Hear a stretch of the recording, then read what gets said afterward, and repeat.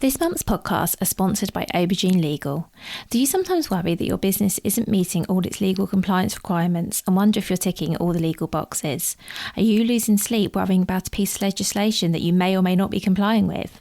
Perhaps you need some help with your client contracts or your data protection compliance. Or maybe you're worried that your website doesn't have the right documents or legal notices in the right place. Perhaps you have a brand that you want to protect with a trademark. How about if you could outsource it all and eliminate all of your worries? If so, then get in touch with Aubergine Legal, a friendly commercial legal consultancy offering practical and clear commercial legal advice without the overwhelming legal jargon, taking the worry away and helping you to protect your business and minimise your risks. Aubergine offers a free 30-minute consultation if you have any questions or want to find out if they can help, and you can access this link and book your free 30-minute call via the link in the show notes. Welcome to the Bring Your Product Idea to Life podcast. This is the podcast for you if you're getting started selling products or if you'd like to create your own product to sell. I'm Vicky Weinberg, a product creation coach and Amazon expert. Every week, I share friendly, practical advice as well as inspirational stories from small businesses. Let's get started. Hi, so today on the podcast, I've been speaking to Michael Crinnion from Mind Body Goals. Michael designs and makes high-quality wellbeing products that help people bring proven techniques like breathwork into their lives in a way that is easy to maintain, enjoyable, and has a real positive impact. So the product Michael and I spoke most about today is the Luma Cube, which is a device that doesn't use phones or apps or anything like that. It's a really sleek, I'm trying to think how to describe it. You'll have to go to Michael's website to see for yourself, but it's a really sleekly designed box that aids you with breathing techniques. And Michael and I spoke a lot about the benefits of breathing and the positive impact that breathing can have on your well-being, the importance of teaching these techniques to everyone, including really young children, to help them have the tools they need as they sort of navigate life. Michael spoke about how he designed and created the Luma Cube and also spoke a little bit about his experience so far selling Luma Cube on Amazon. We had a really great discussion. As you can tell, we covered loads of topics. As always, I am really excited for you to listen to this episode, so I'm going to stop talking and introduce you to Michael. So hi, Michael. Thank you for being here. Hi, Vicky. So can we start with you please give an introduction to yourself, your business and what you sell? Yeah, so my name's Michael Crinnion. I'm the founder of Mind Body Goals. Our philosophy is wellness by design. So we make a range of products that are designed to help you bring various techniques into your life that can improve your wellness. So our flagship product is Luma Cube Premium. And that's a beautiful desk-based or bedside table-based light that uses light to guide breathing exercises for various reasons, but mostly reducing stress, relaxing your body, relaxing your body's response to stress. And we make a variety of other products around that, variations of Luma. We've got new versions of Luma in development, and we're starting to make some journals that go alongside that as well. Amazing, thank you. And what was the inspiration for creating Luma Cube? Did you have the business you have now and Luma Cube became part of that, or was Luma Cube the inspiration for the business? Yeah, no. So Luma Cube came first and the business was the necessity. I mean, I enjoy running a business, but I'm a designer first and a businessman in order to get those ideas out into the public domain. So the inspiration really was my own sort of experience. My mental health was quite poor in my 20s. So to go back really quickly, I'm from quite a big family, and my dad died when we were quite young, and that had an impact into sort of adult life, as you'd expect. But it was the 80s, so there wasn't much support put in place. We sort of given a week off school for Sesame Street and then back into it. And in my 20s, that presented as quite severe and debilitating anxiety. And that I in hindsight, put down to having not a lot of input as a kid and not a lot of skills in order to manage those feelings. And then the journey back from that involved learning an awful lot about what can we do to manage how we feel. What, like simple questions that seem like we should have straightforward answers to them, but if you asked most people, they wouldn't. Like, what is an emotion? Why do we have them? Where do you feel them? How do they affect your thinking? How do they affect how you feel? So I learned an awful lot about that in that period of time. And the thing that I learned most about and that was most effective was breathing exercises and the sort of biofeedback that you can provide your brain by breathing in certain ways. And those were a game changer for me. I've described them before as like a video game cheat code. Like once you know how to do them, it's like getting extra lives or unlimited like coins or something. It's just suddenly you're like, oh, this is much, much easier. Now I know how to control this. And then before I ran the business, I was a teacher for about 10 years, and I taught those techniques to lots of students, lots of adults. I was a senior leader for a few years, so you're managing quite big teams, and I think most people would know teaching is quite a stressful job. So there's lots of opportunity to teach that as well. And so Luma was like a natural progression where I felt like my design engineering, which is what I did at university actually, wasn't really getting used, and I was missing it, and I like making things. But the knowledge sharing and the skills and the tools around breathing are just so underutilized by people that I sort of put the two together really. I'd sort of done my time in education and was ready for a new challenge. I was missing design. I'd had the idea for a physical tool to help you with breathing rather than app or something that gets you back on your phone. And yeah, so I created it, and that's where it started. That was the inspiration. That's amazing. And thank you for sharing all of that, and also like the personal side of it as well. Thank you for being open with us. I think, yeah, I can totally see like why what led you to create the product that you did. And I think one of the things that I was particularly struck by is the fact that it's not on your phone. Yeah. I think a lot of us might use apps to breathe, or we might have like little reminders that I have a reminder on my watch that pops up to tell me to breathe mindfully and things like that. Yeah. But it relies on you having a device. And often those devices can be part of the reason you're so stressed in the first place. Exactly. Yeah, exactly. And I think, and this isn't to sort of bash, any apps around mindfulness, because I use those. Headspace would be a good example of a business that I think's net positive effect on people's awareness of mind body link, mindfulness, all those things. I think it is important, but for me personally, and for a lot of customers, our customers we're finding is that, as you've just said, Vicky, like your phone isn't a relax. People use them to relax, but they're not really relaxing devices. And if you really get into the neuroscience of what's happening when you use your phone, it's really an addictive device and a stress creating device. When I say stress, I mean it in the sort of most physiological sense. So it's not that you're getting stressed out using it, but it is heightening your body and putting your body into a mode where it's ready to do something. And that's sort of the opposite of what you're looking for in mindfulness and relaxation. So it's, for me and for a lot of people, it's not the right place for that. And you mentioned your watch. Well, same thing.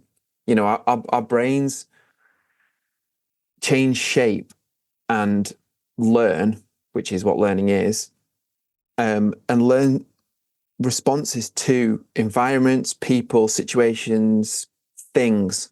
And our brain's response to our phone is expectation or stress or excitement, but not relaxation.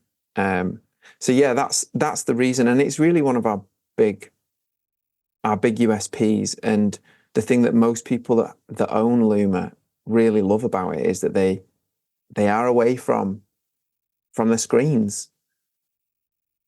And what's also another benefit is, I think, is that it can also be used for children, particularly young children, who you wouldn't want to be introducing something on a phone with as well. So there's that. And I know we'll talk a bit more about children in schools in a moment, but I think that's another big advantage because, and also I feel like another thing, and I felt, because I really do believe in the benefits of breathing. So my watch reminds me that I need to breathe, but it's a reminder because I've now learned a few breathing techniques that I can do myself. Because the good thing about breathing is that you can just do it anywhere. Whether you like anywhere. So it doesn't matter if you're like in a queue for the supermarket or wherever you are, you can like control your breathing. So now I have a reminder to remind myself to, okay, slow down, but I don't need anything other than the reminder. And I think that makes it really nice to learn techniques where you don't feel you're reliant on a device to do it as well. Yeah, exactly. And it sounds like a sort of back to front thing with me with, oh, well, but here's a device to do it. But the way I liken it is, you can love or hate this analogy. And I have a friend who thinks it's not a good example, but you don't need a Luma Cube to do breathing exercises. You don't need a watch to do breathing exercises. You don't need an app to do mindfulness. But these things make them easier, more enjoyable, and more likely that you'll do it and that you'll get into that habit. And then hopefully, to be honest, ultimately, the best result for me with somebody who owns a Luma Cube is that they just spontaneously start doing a breathing exercise when they feel stressed, when they're nowhere near a device.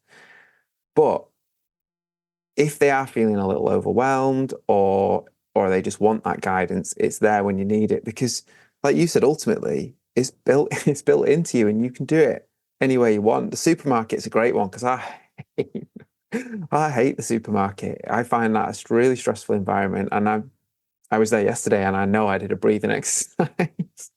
Just as you go along, it's there with you all the time and a way of controlling how you feel, which is so powerful.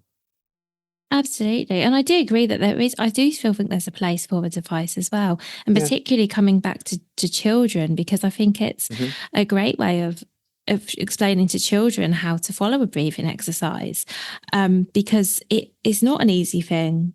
It probably is, but I feel like as a parent, it's easy. It's like what's the game Othello where they say it takes like 3 minutes to learn and a lifetime to master. It's that really. It's about practice, but we say it's easy to do, but actually for it to be really effective, you need to be breathing for certain durations of time. So box breathing is the one a lot of people know about. So you're breathing in for 4 seconds, holding that breath for 4 seconds, breathing out slowly for 4, and then waiting for 4. So you go, well, it's just counting to 4. But when you're doing it and you're trying to sort of still your mind whilst you're doing it, it's very easy to become distracted. Anyone who's tried to practice meditation or mindfulness or breathing will know how quickly your thoughts get in the way and your brain goes, yeah, but here's 25 other things that I'd like to think about instead of keeping track of this. So what it does is it helps you or a young person to have that visual guide so that if you do get distracted by, oh, I've got to do this later, or this thing happened yesterday, or whatever it is, which your brain inevitably is going to do, Luma's not going to lose track. It's not going to lose count. And you just go straight back into wherever it was that you lost track. And it takes that cognitive load of keeping track of the seconds in your head. And then to speak to your point, for young people, depending on how young you want to start them learning these exercises, they might not be able to count to 4 and reset back to 1 each time and know that there's a sequence and they've got to go in, hold. Like, it's simple to us, but to a young person or somebody with learning difficulties, special needs, it might be beyond their capability, which then could rule them out of a really useful technique. So again, it helps in that way. And with it being a physical device rather than something on a screen, it is easier to do it communally. You know, if we're sat together in a room and we have it on the table in front of us, you know, it could be a dad and his daughter, they do a breathing exercise together. And then you've got the modeling aspect of it as well. Like, this is what we do if we're feeling a little bit wound up or a little bit stressed, and this is how we'll feel afterwards. So it really is a good device for learning and habit forming for breathing. And does it have different breathing techniques built into the Luma Cube? Yeah, it does. So, I mean, box breathing is the one that I often refer to because it's the one most people have heard of if they've heard anything about breathing exercises. But it does have others. So it has four built into it. It has box breathing, coherent breathing, which is easier pattern to follow because it is just breathing in and out, so 5.5 seconds in and 5.5 seconds out. There's some really solid science behind the reason it's called coherent is the coherence that builds between your pattern of your breath and your heart. So it just brings those two systems into coherence. There's 4-7-8. A lot of people have heard of 4-7-8 as well, where you breathe in for 4, hold for 7, and then breathe out for 8. Some people find that quite difficult because you're holding your breath for 7 seconds, but that's like knockout drops. That can make you really sleepy, and it's perfect for end of the day, or really, if you're feeling really wound up, it can really create a relaxing effect.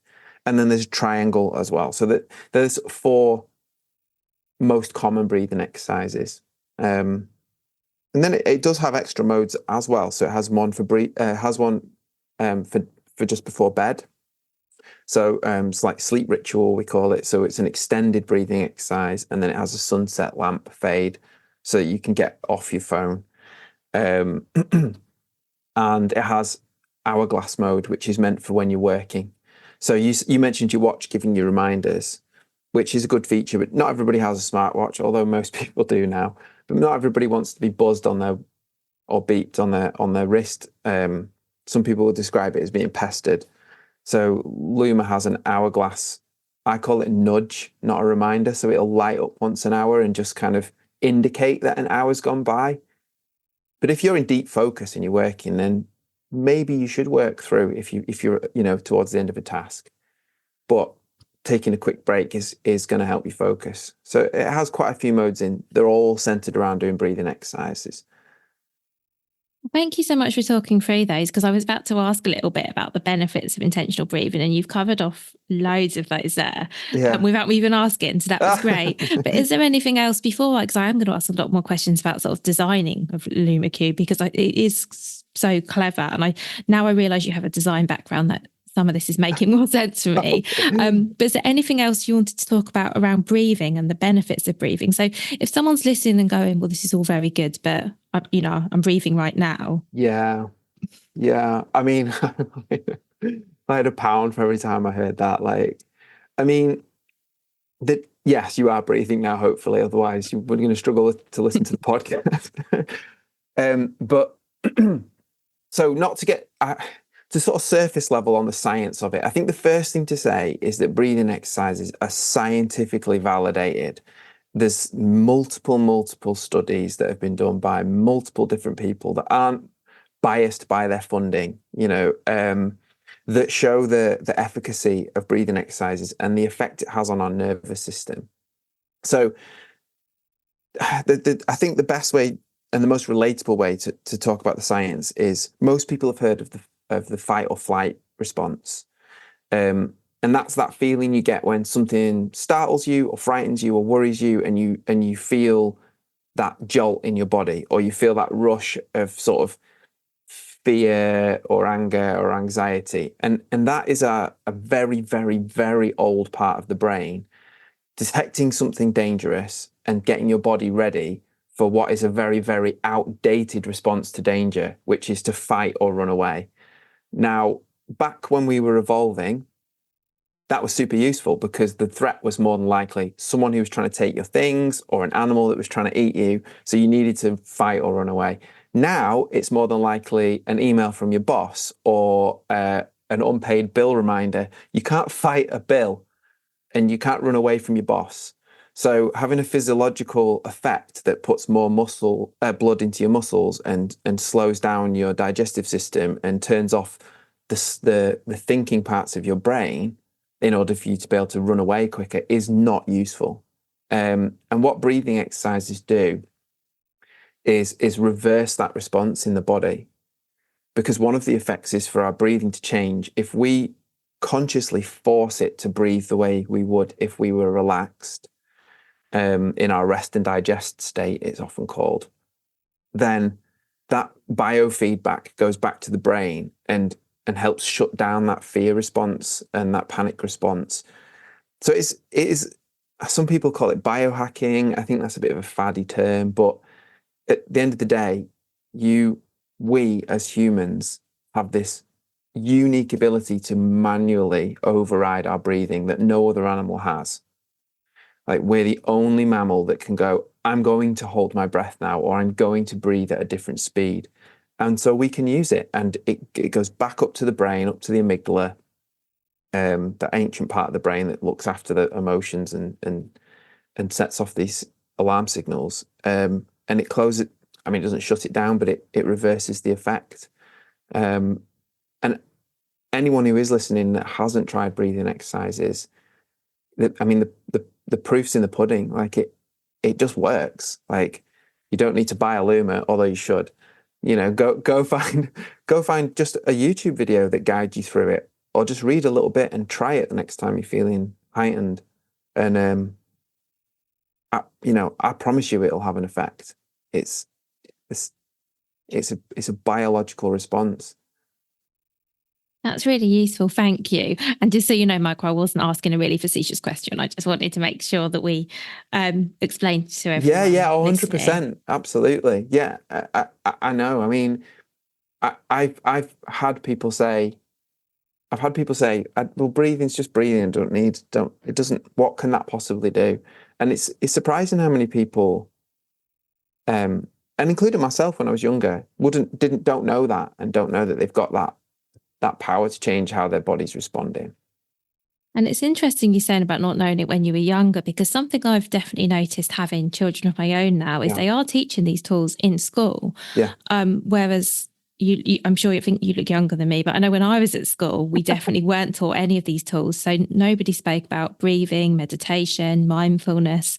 But I think having these tools from a young age hopefully means that more people will know about them and sort of understand them and know how to use them as they get older as well. Whereas I know for a lot of us, I think it's been like, for me, it's definitely been later in life where I've been looking for, what works for anxiety and things like that. And I think I can really see benefits. And I really hope that children now, as they go into adulthood or teenagers, they kind of have these skills already. So they're not having to like reach around for, okay, what can I do here? Yeah, or have a crisis in order to even look for that information, which is what happened with me, like, absolutely. I mean, my wife's a primary school teacher, and she's obviously probably a little biased in this sense, because mindfulness and wellness are a big topic, obviously, in our household, and not just because of me, because it interests her as well. But yes, they are teaching those things.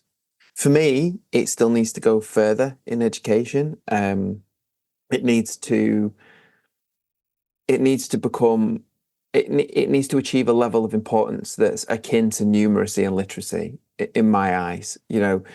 Like, obviously learning to read and write well is a key skill and super important, and the same with numeracy. But if you go into adult life, as you've just said, without the right tools to live in the increasingly stressful world that we live in, because it is different now to 50 years ago or 100 years ago, particularly in terms of information that we have to process constantly. If we spat out into that world without those tools, then it doesn't matter how good you are at reading and writing or maths, because your brain isn't going to be able to do it, because you're going to feel too stressed. So yeah, for me, I would like, the kind of really big picture for me is that it would become a topic within the curriculum in school, wellness, as opposed to PE, for example. I've got lots of friends who are PE teachers that if they listen to this, they're going to think I'm trying to get rid of their jobs, but I'm not. Like, I do think sports are important, but I would make sports its own section of the curriculum, because that's got about teamwork and competition and winning and loss and all this, And then I would have wellness, and that would teach nutrition, mindfulness, all of the things about our body that you and I didn't learn at school. What are emotions? Where do we feel them? Why do we have them? How do they affect our thinking? What is a good decision? How do you make a good decision? How do you know when you're not? Like, those are things that you probably do every day, but you were never taught them. You just figured it out probably through trial and error. And those sorts of skills really do need to be taught. It's not by accident. Well, it can be by trial and error, but really there's ways to do those things, isn't there? And we've all made, I mean, I won't call you out and ask you to say it on a podcast, but I'll bet you could pick out at least 5 occasions where you've made a bad decision because you were feeling upset. I know I can. If we can learn at an early age, wait a second, I'm starting to get upset here.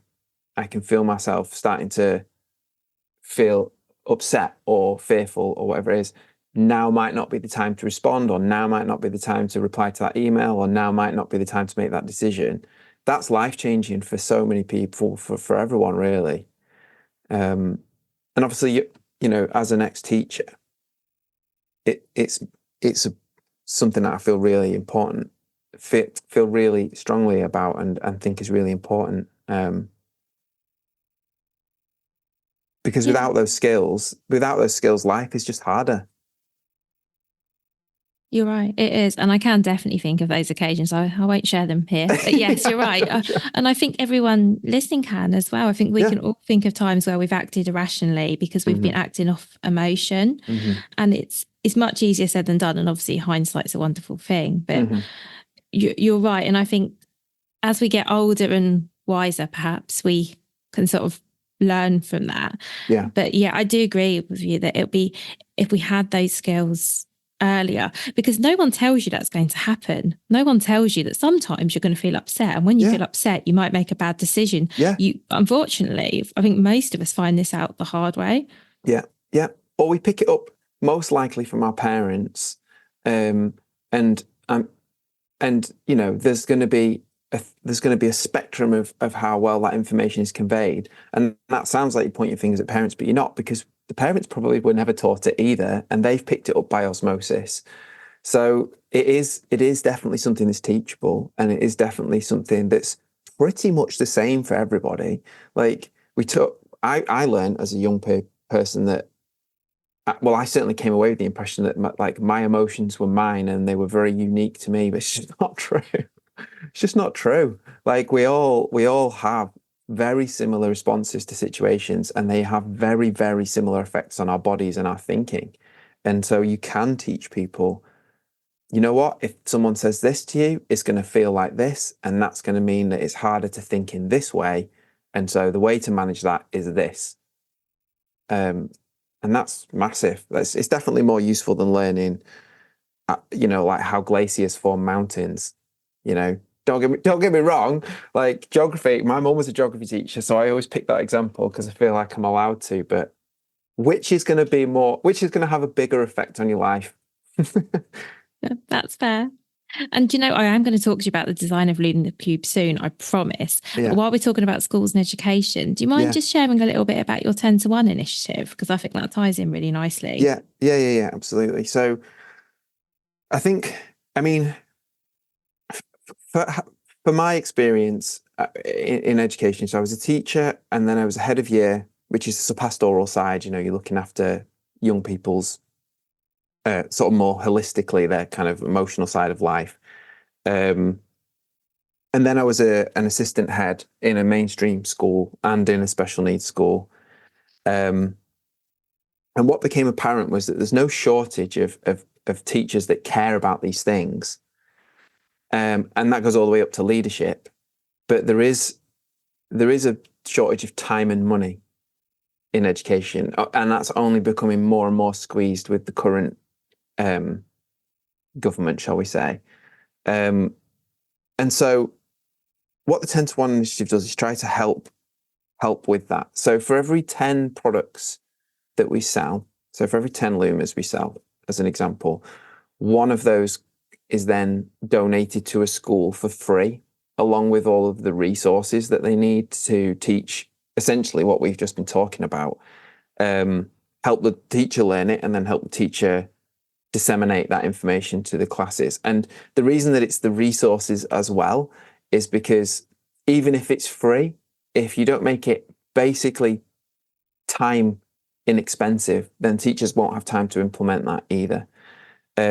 And then obviously the idea is that means that what we've just talked about can happen in an easy way in schools, primary schools, high schools, but all the way up to college. I mean, I learned these skills when I was like 23, so it's not, and you could learn them at any age, but obviously the earlier you learn them, the more divergent that effect is going to be, in a positive way on your life. The best way to look at it is if you think about all of the bad choices you made because you were upset, and you compound them, and then you go, well, actually, maybe I could have made a better choice and a better choice and a better choice because I'd learned to manage my emotions. That's sort of what I'm looking for. It sounds quite profound, but I really think that learning some of these skills early on, it would be have a dramatically positive effect on people's lives. And so that's not a charitable thing that we're doing as a business. Like, that is built into the cost of the products. So I'm not waiting, till there's this amount of profit and then using that amount to every sale from the first unit we sold, like sometime year before last.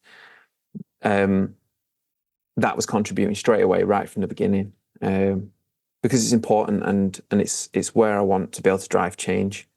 That's brilliant. Thank you. And for any educators listening who are interested in that, I'm assuming we're going to link to your website in the show notes that will tell them all about it and how they can get involved if they want to. Yeah, absolutely. There's a site, there's a page on the website, or you can just Google 10-to-1 initiative and it brings it up, and you can sign up your school. There is a waiting list, as you'd imagine. But yeah, you can just put your details in there and you'll get a confirmation email, and then when it's ready, the code will come out and you can get your free one. Amazing. Thank you. So let's talk a little bit more about Luma Cube and how you actually, so you had the idea. Yeah. Let's talk a bit about the design process, because I mean, it's really effective and it looks great. Thanks. And it's very simple. Because I'm really fascinated by creative people, I have to be honest. How did you go from the idea to, the Luma Cube as it is today? Yeah. So, I mean, I do have formal training in design. So I did product design engineering at the University of Huddersfield. So again, I do think creativity is one of those tricky things, because I do think there's a brain shape thing going on. I think certain people are more naturally creative, and I feel blessed to be in that group. But there's also a trained element to it, like a process. So yeah, I have got a degree in product design engineering, and I think that partly comes from me always wanting to be an inventor and always having ideas. Just sort of took me down that path in my own education. But truthfully, how the product came about is that I'm a maker. Like, I'm always making stuff. Like, and what that I suppose as a hobby. Before the business, I had a blog. Because who didn't have a blog in the 2000s? But I had a blog called Crin Makes Stuff, and I just used to make stuff and put how-tos on there. So over a period of years, it meant that at home I have got a ridiculous amount of tools and workbenches and all of the things that you need to do most things in design. So when I do have an idea, I'm blessed to have the space and tools around me to kind of go, and then a few hours or a couple of days later, there can be a working version of whatever it is I've thought of. And so that's really what happened with Luma. It started during the pandemic, right? Because you couldn't leave our houses. So anytime I wasn't working, I was tinkering around with ideas, and Luma was one of them. And I think once I reached the end of my time in education, where I realized it wasn't something that I was wanting to do anymore, it was just sort of sat there waiting for me.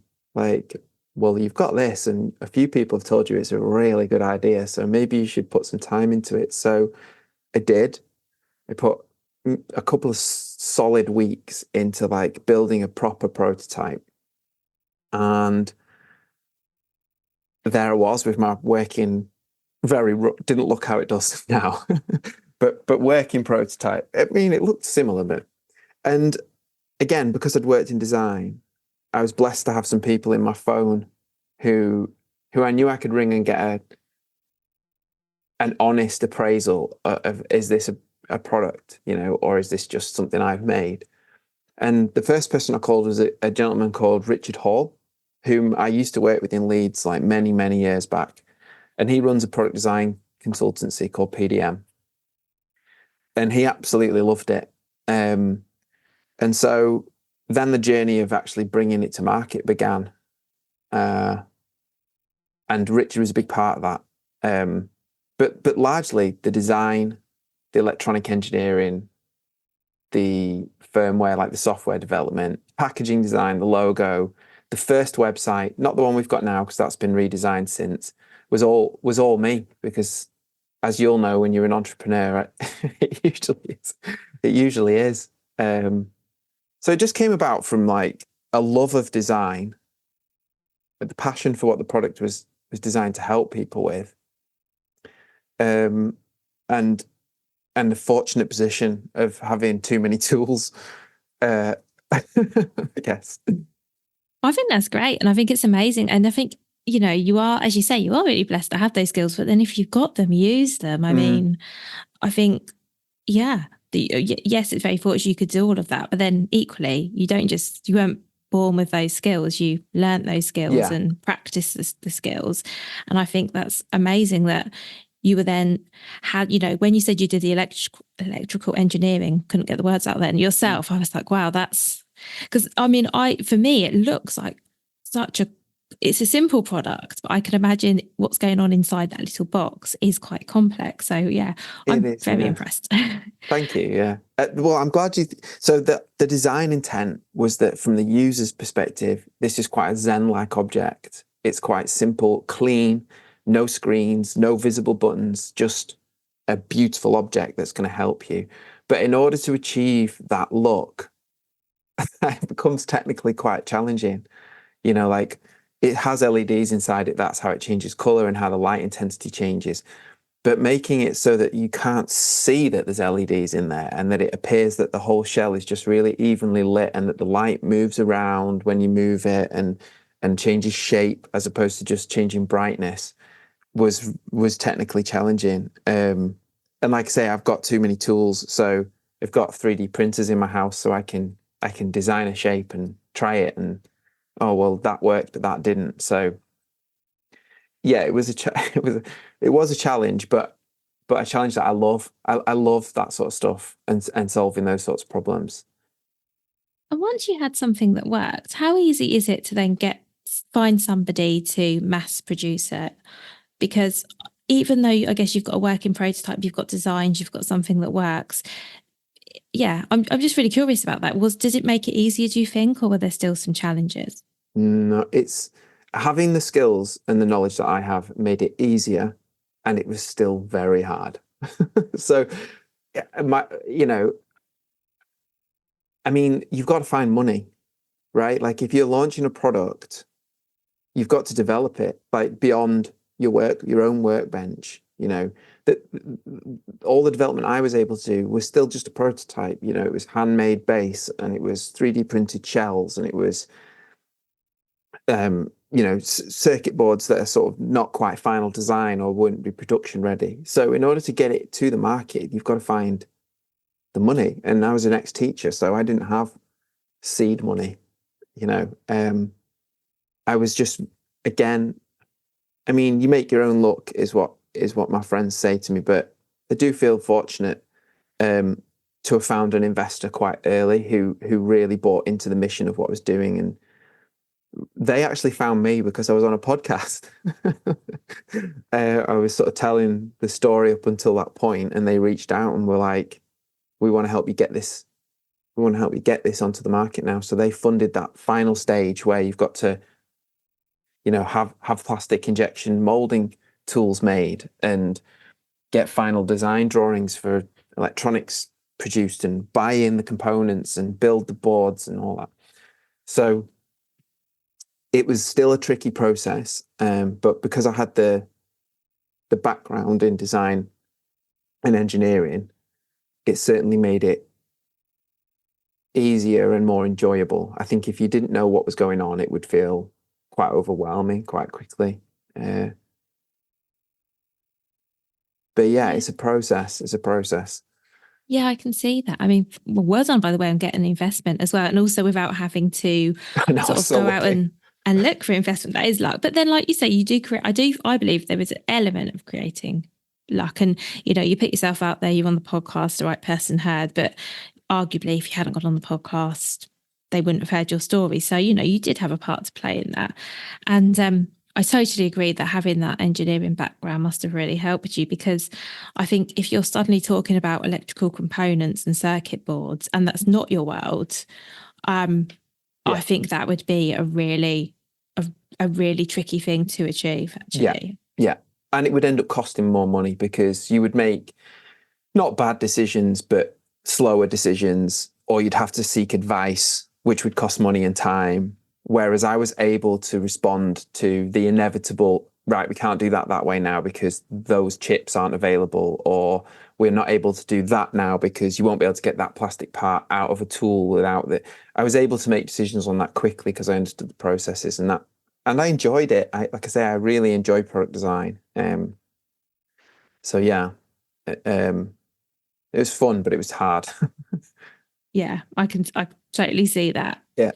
So let's just shift topic a little bit, if that's okay, Michael, because I'm keeping an eye on your time. And I would love to talk a little bit, shifting gears completely, about how you found selling your products on Amazon, because I know you're on Amazon. You have been for a while. It would just be great, and we don't need to go into tons of detail, but it would just be great to find out a little bit about your experience so far, and particularly anything you've learned, because, well, as you'll know, lots of businesses are interested in being on Amazon, and I think it's really good for people to get an understanding of what it's actually like versus what you might expect. Yeah, I mean, what you might expect is a tricky one because I don't know what I was expecting, but I can tell you it was harder than that. If you compare Amazon to sort of any other two-sided marketplace, it is definitely the hardest one. There's lots of reasons for that, I think. One of them is that the back end of Amazon is labyrinthine. And that's coming from a bit of a nerd, like I love settings menus. If I get a new product or an app, I'm straight into the settings. What can I change? What can I, but there are a lot of settings in Amazon sales. There's like 20 submenus with like 5 options in each one. So I think that was a bit of a surprise, if I'm honest. And then they've got some pretty robust, which is good, but they've got some pretty robust stuff around your brand and registering your brand, which obviously takes time. You have to have your trademarks, which I did, but you have to have your trademarks in place and registered, and that all has to be validated. So I was surprised by how much upfront work there is to even list something on Amazon. But I got through that.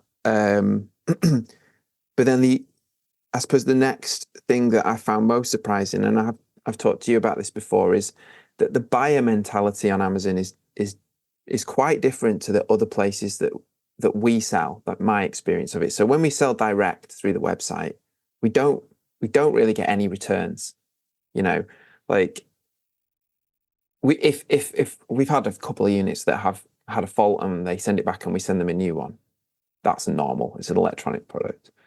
But we've never had somebody return one because they just changed their mind. But we do on Amazon. And I think that's something to do with how people buy on Amazon. And I am not getting lofty and saying I'm not like this, but I think when I open the Amazon app, I'm in a different buyer mindset than when I am with some other stores. I want something quickly, I want it cheaply, and I want everything to be on my terms, and I want everything to be as convenient as possible. So that was a bit of a surprise as well. So it's a tricky place. It's very different and unique, I think it would be the best way to put it, to stuff that you might have learned selling in other places, either through your own store or in person or on other places, Etsy, for example, or we sell through lots of workplace platforms. Amazon's its own sort of special experience, I think is the best way to put it. Thank you. I mean, I totally agree. And actually, I'll be very honest. I think part of the reason I like to ask about people's experiences on Amazon is because this is stuff I talk about all the time. Yeah. The fact that it's hard, that there's a lot of work up front. Yeah. But I think people almost expect me to say that because, you know, that's what I do.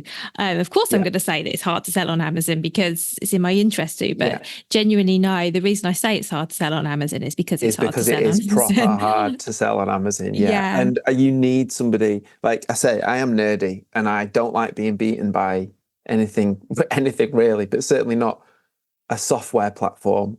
But I will vouch for you on that. I have no vested interest in saying that it's difficult to sell on Amazon, but it is difficult to sell on Amazon. Just the sheer level of competition that you've got from, you know, sellers that are all racing to the bottom on every product. So you really have to do the work to stand out. And that's not a small amount of work. And that's coming from someone who took a project from their head to the market in under a year. You know, Amazon's tough. It's a tough cookie. Yeah, it definitely is. And I'm definitely not trying to put anyone off either. But No. I just think it's something you need to go in with your eyes open because a lot of people will come to me and they're coming to me because they weren't expecting it to be as hard as it was. Yeah. So I think it's just something you need to go in with your eyes open. And I will always say to people, if you're going to do it, be prepared to invest time, effort, money, be prepared to be frustrated for everything to take twice as long as it should. Mm-hmm. And again, not to put anyone off, but I just feel like it is a real commitment. Whereas, you know, I sell the odd thing on eBay and you can get a listing on eBay, a half decent one in less than 10 minutes, can't you? Yeah. But to do it on Amazon, you might be looking at 10 weeks realistically. Yeah, it's honestly, and different. You know, a few more grey hairs or a wider bald spot. Like it's not an easy process. So yeah, again, you won't want to put people off, but it's go in with your eyes open is the right way to put it. Yeah, and I think for some products as well, and I will say, and I do include yours within this, Michael, I totally think it's a great marketplace for your product. Mm-hmm. And I think that's the final thing I'll say about Amazon is if it's the right place for you to be, it is worth doing all the work and pushing through. Yeah. I think the only reason I would ever say don't do it is if you don't want to spend the time, money and effort, or if you just don't, you know, if you're selling something where actually you'd be better off maybe on thinking about a different marketplace. Because you just need to be realistic, I think. But luckily your product is a really good fit for Amazon. I totally think it should be there and will do well. It will just take some time. Yeah. So thank you so much for everything you've shared, Michael. I've got one final question before we finish, which I ask to everybody, which is, what would your number one piece of advice be for other product creators? Find a team, even if it's you on your own. And by that, I mean people who you can bounce your ideas off or can seek advice and get lots of advice and accept that it's probably going to be conflicting. Because there'll be things that come through from everybody. And then that you'll be like, that I know that's the answer because all three people said the same thing. And lastly, it's similar to Amazon. Like, don't go in with your eyes open because like anything entrepreneurship based, there's going to be some big ups and downs. And launching it, you know, bringing a product to market it's a phenomenal amount of work. It's been around 3 years in total from me to get from deciding to do it to the point that I'm at now. So be prepared for that to be, you know, guess how long you think it'll take, double it and then double it again. That's really good advice. Thank you. Thank you so much, Michael. Thank you for everything you've shared. Yep, no worries. Thanks for having me on, Vicky. Thank you so much for listening right to the end of this episode. Do remember that you can get the full back catalogue and lots of free resources on my website, vickyweinberg.com. Please do remember to rate and review this episode if you've enjoyed it, and also share it with a friend who you think might find it useful. Thank you again and see you next week.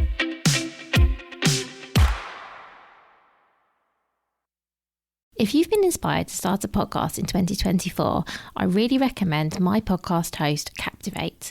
Captivate were my top pick when I started podcasting 4 years ago because of how easy it was for a complete novice like me to get started. I've stuck with them for the last 4 years because Captivate is still really simple to use. They keep adding great new features like the ability to share ads like these, and they've just been really reliable.